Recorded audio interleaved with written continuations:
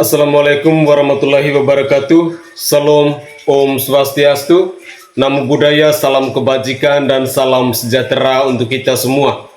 Saudaraku sebangsa dan setanah air, para penonton kanal YouTubeku yang sangat saya hormati dan sangat saya cintai. Salam jumpa dan selamat bertemu kembali bersama saya Sainai pada hari ini Sabtu 1 Juli 2023. Tidak terasa ya, sekarang kita sudah masuk di bulan Juli. Semoga di awal bulan ini kita semua diberi berkah, diberi kesehatan, dan semuanya kita diberi rezeki yang melimpah. Amin. Saudaraku sebangsa dan setanah air, dalam muatan video saya kali ini, saya ingin menyajikan ke hadapan pemirsa sekalian tentang rekam jejak dari seorang Anies Rashid Baswedan. Saya kadang berpikir kalau kita tidak berbicara soal Anies Rashid Baswedan rasanya tidak seru. Oleh karena itu, saya berusaha dalam seminggu minimal 3-4 kali saya menyajikan ke hadapan pemirsa tentang rekam jejak dari seorang Anies Rashid Baswedan. Saya punya alasan sendiri, karena ketika kita berbicara soal Anies Rashid Baswedan, ada nilai unik tersendiri, ada nilai ngakaknya tersendiri. Oleh karena itu, mari kita bersama-sama menyimak cuplikan-cuplikan video dari Bapak Anies Rashid Baswedan yang dikecam oleh netizen berikut ini. Selamat menyaksikan. Kalau dulu ada tukang bubur naik hajinya haji mabrur. Nah, kalau yang sekarang modern bro, ada tukang bubur naik haji makbul, diundang oleh Raja Salman, tapi ngopinya itu di emperan, manualin di teras Masjidil Haram pula. Ya Allah, katanya tinggalnya di guest house samping yang namanya Masjidil Haram. Setahu saya di samping Masjidil Haram dulu di Pasar Seng itu ya udah menjadi penginapan para jamaah haji. Kalau depannya di depan Bapak Abdul Aziz itu adalah Hotel Hilton milik Faisal. Nah itu yang saya tahu. Tapi kok duduk-duduknya di emperan ya? Katanya dapat undangan. Mana pengawalnya? Surta atau polisi gitu? Ya kalau bahasa Arab yang namanya surta itu kan kepolisian. Ya dari sana, militer dari sana. Pasti otomatis dikawal dong kalau undangan orang penting. Masa orang penting kok diundangnya ada Al-Habsyi? Kocak terus ya, bikin narasi haji mabrur. Ingat, pulang itu naik pesawat selama 9 jam sampai 10 jam. Takutnya kalau ngibul gitu begitu lewat dar disambar petir gitu loh. Ya, ngeri-ngerinya. Berdoa aja sih lu pada ya.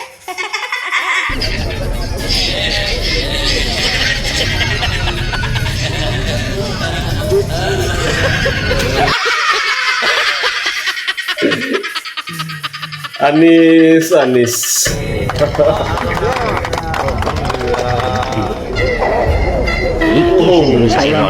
Mesranya Bapak Anies.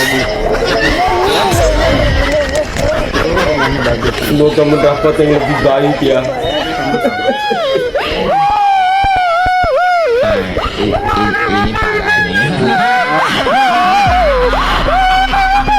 Inilah serunya kalau kita nyimak cuplikan-cuplikan video tentang Anies Rashid Baswedan ini. Secara tidak langsung ini promosi buat Pak Anies karena bisa dilihat Jakarta seperti apa. Ya bisa dilihat kadrun. Sekarang Jakarta setelah diambil alih Pak Heru itu loh kembali bagus. Kembali ke program-program yang kemarin itu dirancang Pak Jokowi dan Pak Ahok. Normalisasi sungai mulai dilakukan lagi. Pembersihan sungai-sungai Ciliwung itu juga mulai dilakukan lagi. Sekarang mulai tertata, mulai bagus lagi. Aspal-aspal yang kemarin dirusak sama Wan Abut itu sekarang sudah kembali diperbaiki. Sumur resapan itu nggak guna, sekarang sudah disingkirkan. Iya. Mau bukti apa lagi yang lain? Kamu itu ya, sebetulnya saya tahu kamu bikin video sampai berkali-kali tapi nggak saya gubris. Kenapa? Karena saya ingat kata-kata Pak Habibie, lebih baik kita berdebat dengan 30 orang cerdas daripada kita berdebat dengan satu orang yang bodoh. Kalau kita berdebat dengan 30 orang yang cerdas, kita memberikan satu bukti dan fakta saja, maka mereka tidak akan bisa menerima dan memahami. Tapi kalau kita berdebat dengan Orang bodoh. kadrun bodoh, bin ngayelan, diberi bukti 30 pun, diberi data dan fakta sebanyak apapun, dia tidak akan bisa mengerti dan tidak akan bisa menerima. Nah, mungkin kadrun satu ini termasuk kadrun yang jangan-jangan dia buta ya, tunanetra atau pura-pura buta, sehingga dia tidak tahu bagaimana kinerja Anies selama ini di Jakarta itu apa saja. Tidak ada yang bermanfaat, anfaedah, cuma bermanfaat buat golongannya. TGUPP yang menyerap banyak anggaran, lem aibon yang sampai miliaran. Saya heran sama kadrun-kadrun ini. Mereka itu sebenarnya punya otak apa enggak ya? Apa mereka itu memang sudah enggak waras, enggak bisa berpikir dengan logika? Heran saya. Jadi kalian jangan halu, jangan mimpi orang ini akan memimpin negeri Indonesia tercinta. Karena kami tidak akan membiarkan. Kalian tidak perlu bilang pemerintah menjegal. Kami sendiri yang akan melawan supaya dia tidak akan menang. Rakyat yang akan menjegal. Pimpin oleh seorang anak. Kemarin saja baru naik haji aja bikin hoax. Dan kalian percaya, kenapa? Karena kalian, saya masih ingat ya, yang namanya operasi plastik Ratna Sarumpait saja, kalian bisa kejang-kejang percaya bahwa itu digebukin. Kalian Iya. tidak malu. Dulu sempat viral ya, Ratna Sarumpait itu. Terjatuh di lubang yang sama. Nah, sekarang foto editan katanya si Anies naik haji gara-gara apa? Diundang sama Raja Salman, kerajaan Arab Saudi. Awang dia aja berangkat lewat Travel agent. Dia itu apa? Dan keluarganya itu bukan undangan resmi seperti ketika Pak Jokowi. Kalian tahu waktu Pak Jokowi dulu sampai dikawal tentara keamanan, kemudian diperbolehkan masuk Ka'bah. Ini Anies apa? Kalau cuma naik haji aja, kalian ada juga yang bilang kalau kami panik karena si Anies naik haji. Lah ngapain panik, tetanggaku aja banyak ini yang berangkat naik haji. Ada juga yang sudah naik haji dan berkali-kali umroh. Kita malah ikut seneng, ngapain panik? Yang panik itu kalian. Makanya saking paniknya pengen jagoannya menang, segala hoax, segala halusinasi kalian tampilkan. Iya. Dan herannya bikin editan foto amatiran. Kalau mau ngedit itu yang cerdas gitu loh, yang bagus biar orang bisa tertipu seperti kalian. Kalau kami enggak lah, kami tahu. Sekelas Musni Umar ya, yang katanya rektor aja bisa tertipu sama foto editannya. Saya apa ya, saya nggak habis pikir ya, sekolah profesor, dokter, apapun pendidikan dan gelarnya, kalau sudah jadi kadrun kena virus omikron yang auto on, saya heran saya. Auto on. Jadi kadrun ngapain? Kalau kalian mau hat-trick ya, kalah jagoan kalian. Untuk yang ketiga kali ya, kamu pilih aja si Anies itu. Tapi kamu jangan nyesel ya, mungkin tidak sampai ke KPU loh Anies. Nyatanya koalisinya sampai sekarang saja belum solid, masih gunjang ganjing. Oke Drone, silahkan bikin video lagi. Emang gue pikirin orang on tuh nggak perlu ditanggapin, apalagi udah on ngayal. Yeah. Oh iya, satu lagi, kalian jangan bilang nanti ngelesnya gini. Lah dulu Pak Jokowi kan diundang karena sebagai kepala negara, sedangkan Anies kan sebagai orang sipil. Nah makanya mikir, ngapain Raja Salman manggil Anies, apalagi kenal aja enggak. Dulu waktu ya hanya Gat Erdogan itu juga bukan siapa-siapa, cuma pengen salaman, kemudian ditinggalkan. Itu aja sudah jadi apa? Kalian halu, katanya bertemu dengan Erdogan, dipuja-puja, dihormati, diajak salaman, padahal itu yang nungguin tuh si Anies. Kemudian setelah salaman juga ditinggal gitu saja sama Erdogan. Erdogan nggak tahu siapa dia. Kalian terlalu banyak halu. terlalu banyak mimpi. Makanya kalau sebelum tidur itu berdoa supaya tidur kalian nyenyak, bukan tidur sambil bayangin si Anis. Ya itu akibatnya jadi halu. Yang jelas gini Drun, terserah kamu mau muja-muja Anis, terserah kamu mau milih Anis, nggak ada urusan sama gue.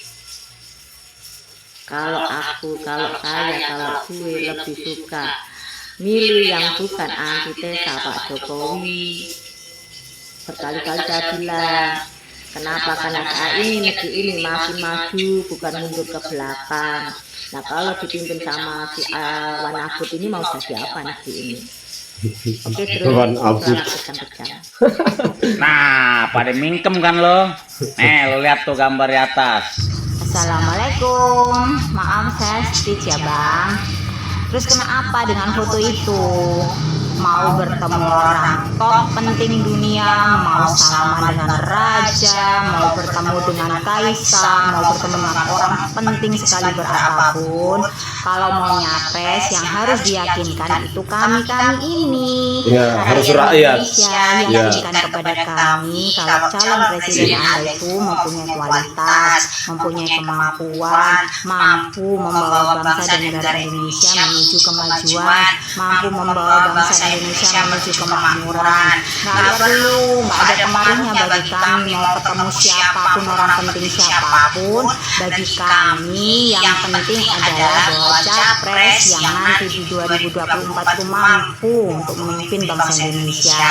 Ini legal opinion tentang DP 0%, DP 0%, DP 0%. Janji kami 0 rupiah, janji kami 0 rupiah, janji kami 0 rupiah. Itu janji kita. OKOC Zong besar. Rupiah sendiri itu kan ini Pak mendapatkan kritik karena menurut masyarakat itu biayanya tidak sesuai dengan apa yang dijanjikan Bapak ketika kampanye. Itu gimana Pak? Dulu janjinya apa ya? Dulu janjinya apa ya? Dulu janjinya apa? Kalau tahu ya bang, Anis. tiga hal yang paling dibenci orang. Apa coba kau sebutin cepat? Pertama, otak kosong. Otak kosong. Omong kosong. Bahwa kualitas udara itu tidak ada pembatasan KTP administrasinya, nggak ada. Jadi ada memang emisi dari dalam kota, tapi juga ada pergerakan dari berbagai wilayah. Saya mengajak kepada teman-teman media untuk kritis melihat semua informasi terkait dengan peristiwa ketika pada saat itu angkanya menjadi sangat tinggi. Apakah Jakarta bersih? Belum, jelas tidak.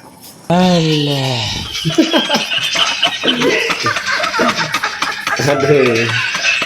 Inilah serunya kita bicara soal Anies ya. Selalu aja ada bahan untuk tertawa. Calon pemimpin Indonesia jangan lepas atribut itu. Yang tiga yang terakhir kita harus bersyukur. Banjir besar kita ini selalu hari libur. Oh gitu. Ini kalau bukan Anies, Gubernur Soleh, doanya ini terjadi Senin, Selasa, Rabu.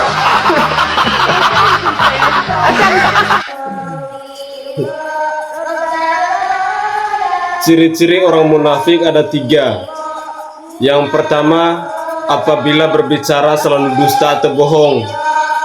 Lalu yang kedua, apabila berjanji selalu mengingkari. Dan yang ketiga, apabila diberi amanah selalu mengkhianati. Masuk akal juga sih ciri-ciri orang berbohong itu. Kalimantan dukung Anies. Kalimantan mana nih, orang Kalimantan semua nih. Tuh orang Kalimantan semua nih. Nggak ada yang dukung Anies. Mana Kalimantan yang mana? Tuh satu kapal tuh. Tuh satu kapal. Nggak ada yang dukung Anies. Mana orang Kalimantan semua nih? Nah, mana? Bohong kali kalian ini. Kalimantan yang mana? Coba. Mana? Mana Kalimantan yang mana ini orang Kalimantan semua nih? Tuh.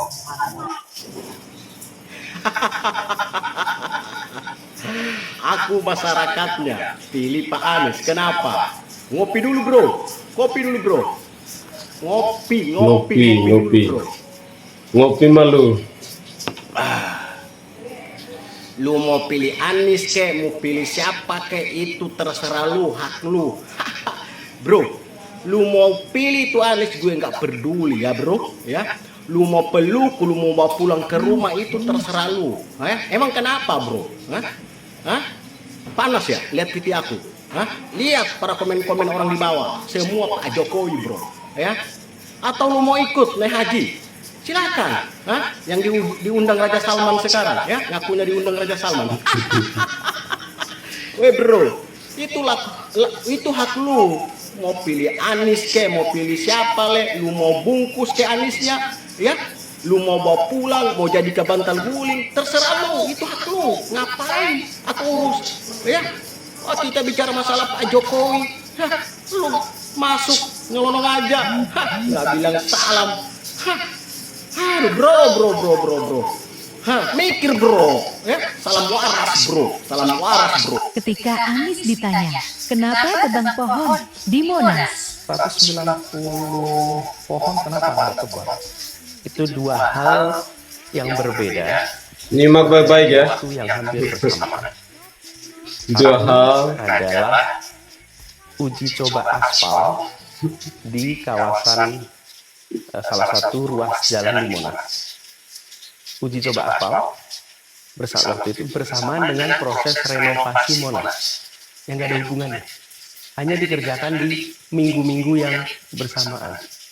Jadi kalau orang lewat kelihatan ini satu lagi masangin aspal, lagi uji coba, yang kedua sedang ada renovasi Monas. Waktu itu kan formula rencana akan digunakan di Monas. Nah, kita ingin menjaga supaya batu-batu Monas itu tidak dicabut. Caranya dipasangi karpet, terus di atas karpetnya dipasang aspal. Yang itu dilakukan juga di Paris, di sekitar Menara Eiffel, itu batu-batunya tidak diubah, dipasang karpet di bawahnya, semacam karpet ya, terus pasang aspal. Itu lagi uji coba, yang tidak ada hubungannya dengan renovasi, hanya dikerjakan di minggu-minggu yang sama. Nah, lalu renovasi Monas ini adalah hasil sayembara, dan sayembara ini merujuk kepada Kepres nomor 25 tahun 95 tentang rancangan Monas yang seharusnya itu merujuk kepada rancangan yang dibuat arsitek Silaban. Dalam rancangan arsitek Silaban itu, Monas itu ada Tugu Monas di tengah, lalu ada 4 jalan yang diagonal dan 1 di sisi selatan yang kosong. Rancangan aslinya begitu, dan itu ada di Kepres nomor 25.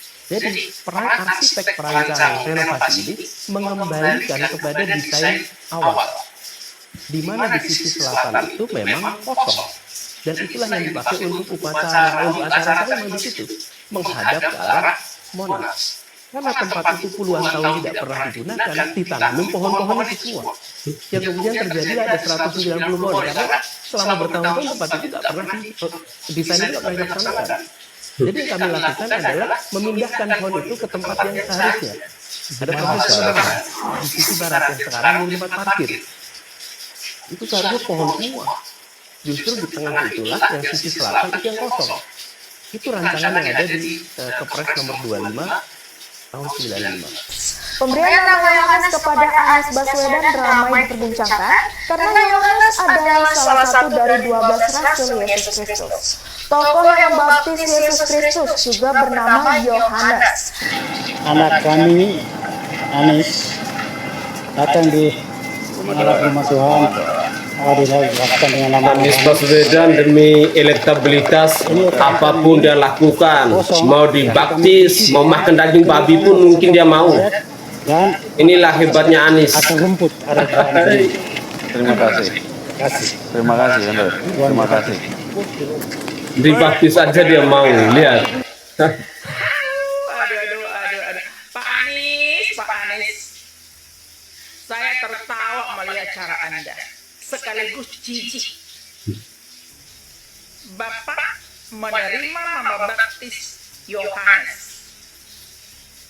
Entah gereja mana yang memberikan itu, saya tidak penting, saya tidak peduli itu. Tapi Pak Anies tahu nggak sih arti baptis itu apa? Baptis adalah penyematan nama kita sebagai anak Tuhan Yesus dan menerima Yesus Kristus sebagai juru selamat. Jadi kalau Pak Anies menerima nama baptis Yohanes berarti Bapak punya tanggung jawab untuk mengikut Tuhan Yesus Kristus. Minta ampun Pak Anies, Pak Anies.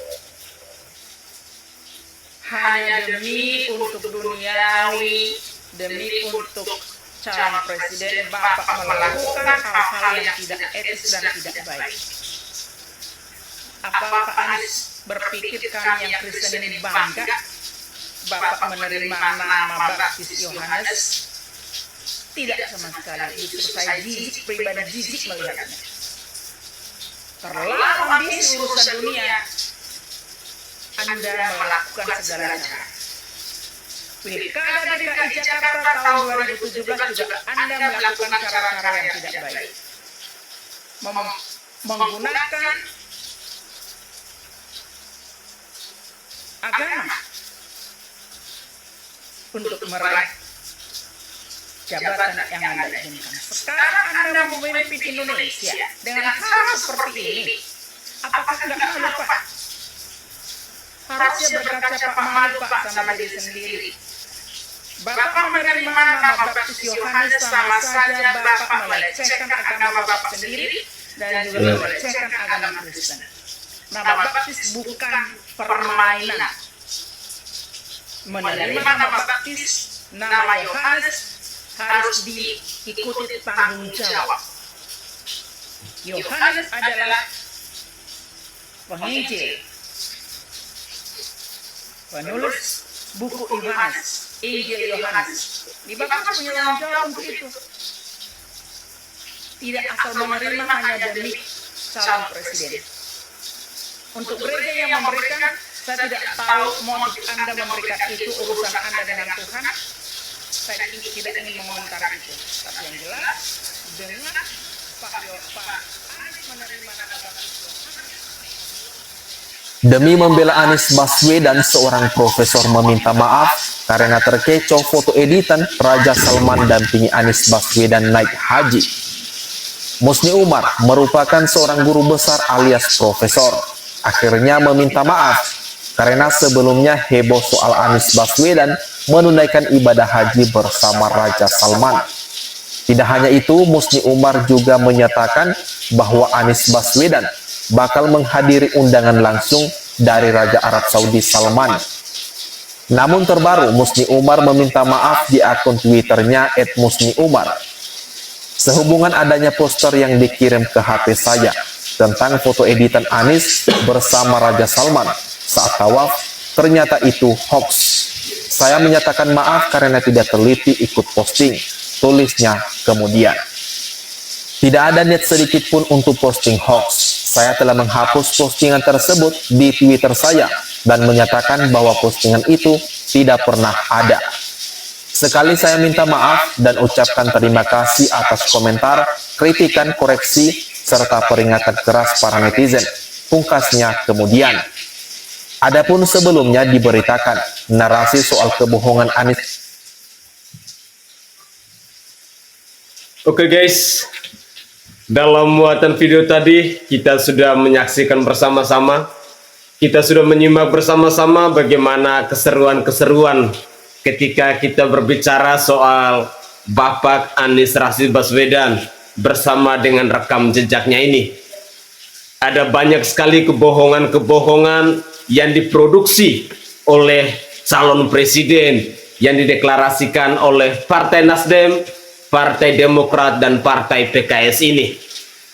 Anies Rashid Baswedan adalah seorang public figure yang di mata saya rakyat jelata ini adalah pribadi yang pandai sekali untuk merangkai kata-kata, yang pandai sekali untuk memproduksi berita-berita bohong, yang pandai sekali untuk bernarasi dan suka tukang ngibul.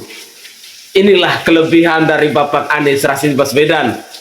Makanya tadi di awal video saya katakan bahwa ketika kita tidak berbicara tentang Anies Rashid Baswedan ini, rasanya tuh ada yang kurang, ada yang tidak seru. Karena setiap kata yang terucap dari Anies Rashid Baswedan pasti akan membawa nilai ngakak, nilai lawak. Karena memang Anies Rashid Baswedan ini kalau di mata saya yang rakyat jelata lebih cocok jadi tukang lawak, bukan capres di negara kesatuan Republik Indonesia ini. Saudara, saya berharap cuplikan-cuplikan video tadi dapat membuka wawasan kita, dapat menambah pengetahuan kita, agar kita makin kritis, agar kita makin cerdas, agar kita lebih bijaksana dalam memilih, dalam menentukan calon presiden yang tepat di tahun 2024 nanti. Apa ada pemirsa Sainai TV yang rela mendukung Anies Rashid Baswedan yang selalu memproduksi berita-berita bohong ini? Dan yang paling sadisnya lagi, pergi naik haji saja Anies masih berpikir untuk memproduksi berita bohong. Sudah sampai di tanah suci, Anies pun masih melakukan produksi berita bohong, dan kebohongan itu tersebar luas di negara kesatuan Republik Indonesia. Bukan hanya rakyat jelata yang merasa terbohong dengan penyampaian dari Anies Baswedan ini. Seorang profesor pun, seorang mantan rektor pun, seorang Musni Umar pun ikut nimbrung dalam berita hoax ini. Artinya bahwa para pendukung Anies nih, saya tidak bisa berkata apa-apa lagi ya. Kok bisa mereka menyanjungkan pribadi yang sebenarnya prestasinya tidak ada apa-apanya? Karena dalam cuplikan-cuplikan video tadi membuktikan bahwa banyak sekali rekam jejak yang nilainya buruk selama Anies menjabat sebagai gubernur DKI Jakarta itu. Ketika ada pertanyaan, dia selalu jawabannya ngalur ngidul, tidak to the point. Terus terang ya, saya rakyat jelata, saya mencari figur pemimpin untuk menjadi presiden di bangsa ini adalah yang pertama, pemimpin itu harus jujur. Itu poin yang paling penting. Lalu yang kedua, pemimpin itu harus berani. Yang ketiga, pemimpin itu harus bijaksana. Keempat, pemimpin itu harus merakyat. Kelima, pemimpin itu harus tanggung jawab. Dan yang terakhir, menurut saya, pemimpin itu harus berjiwa nasionalis, berjiwa NKRI, berjiwa Pancasila. Itu yang kita butuhkan. Sehingga kenapa Presiden Joko Widodo sampai saat ini masih ada 82% rakyat Indonesia yang puas dengan kepemimpinan beliau. Ya karena beliau orangnya begitu, tidak neko-neko. Orangnya sederhana. Orangnya selalu dekat dengan rakyat. Itulah pemimpin yang kita cari. Buat apa kita cari pemimpin yang pintar, yang punya bukan jabatan tetapi gelarnya tinggi, tetapi seorang pembohong? Mau ngapain? Indonesia ini tidak butuh orang-orang seperti itu. Jadi di akhir video sekali lagi saya mau tegaskan kepada pemirsa sekalian, mari kita buka hati kita. Kita buka wawasan kita. Kita berani untuk berbicara, berani untuk melihat siapa kira-kira sosok pemimpin yang bisa melanjutkan program-program besar yang sudah diprogramkan dan yang sudah dirintiskan atau yang sudah dikerjakan oleh Bapak Presiden Insinyur Haji Joko Widodo ini. Jokowi adalah presiden terhebat. Jokowi adalah presiden yang paling top di bangsa ini. Oleh karena itu, setelah Presiden Jokowi di periode 2024 sampai 2029 nanti, kita juga harus mampu untuk memilih pemimpin yang mau melanjutkan program-program besar dari Bapak Presiden Joko Widodo ini. Jangan pilih pemimpin yang antitesa dari Bapak Presiden Joko Widodo. Siapakah sosok antitesa itu? Saya yakin dan percaya Pemirsa sekalian pasti sudah tahu, karena berita itu sudah dari jauh-jauh hari sering digaungkan dan sering disuarakan.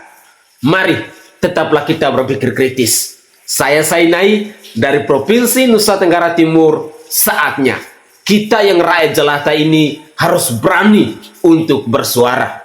Salam hormat, salam NKRI.